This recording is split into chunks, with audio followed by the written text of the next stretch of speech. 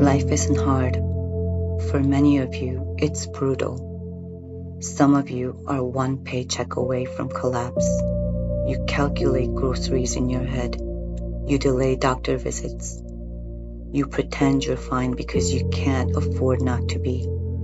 Some of you grew up in homes that were never safe. You learned survival before you learned peace. You carried weight no child should ever carry. And none of that was your fault. But you're still the one living with it. Some of you aren't broke. You're successful, but you haven't felt real rest in years. You check your phone before your eyes fully open. You measure your worth by performance. You're terrified of falling behind. Different battlefields, same exhaustion. Pause. This isn't weakness, it's a signal. Some are fighting to climb higher. Some are fighting not to drown. Some are in literal war zones. Some are in emotional ones. Some are smiling in public and collapsing in private. And here's what's unsettling. Even when circumstances improve, the ache doesn't disappear. You move to a better place, still restless. You leave the toxic relationship, still anxious. You hit the goal, still empty. Because when something is broken at the core, it eventually shows up on the surface. In your mind, overthinking every conversation, replaying arguments in the shower, panic that comes out of nowhere, anger that snaps. In your body, exhausted but unable to rest. In your behavior, anything to numb it. We try to fill it. We don't build statues anymore. We build ourselves. We make ourselves the center. Your image, your satisfaction, your success. And quietly we believe, I will save myself. I run my own life. Stop there. That belief feels strong, but it's heavy. On the surface, that sounds independent, but here's the pressure nobody talks about. If you think you run your own life, you are responsible for everything.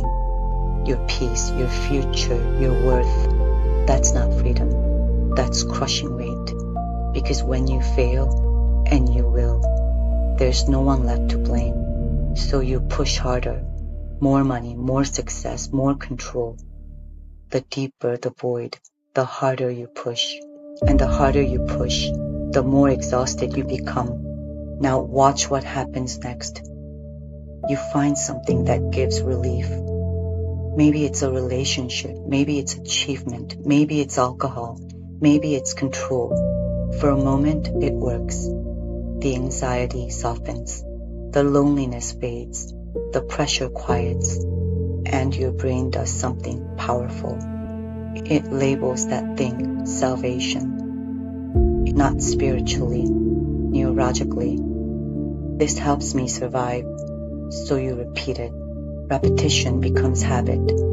Habit becomes dependence. Now it owns you. Listen carefully.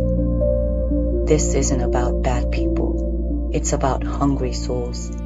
Not because you're weak or evil, because something inside you is trying to live.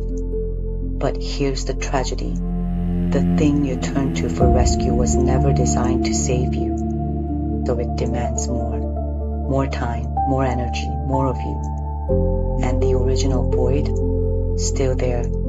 Deeper, heavier, void, relief, shame, repeat. No one escapes this. Not rich, not poor, not disciplined, not chaotic. Because this isn't just about bad decisions. And it's not just about bad environments. It's deeper. Maybe it's not your discipline, not your trauma, not your circumstances. Maybe something at the center is off. Survival was never the point. You feel the ache because you were made for more than this. When something essential is missing, you feel it. In war, silence, success, failure. Maybe the ache isn't random. Maybe it's pointing somewhere. So here's the real question. In the middle of your battle, what are you actually missing? What if the problem isn't outside you? What if it's deeper? And what if you can't fix it? Next time we face that question,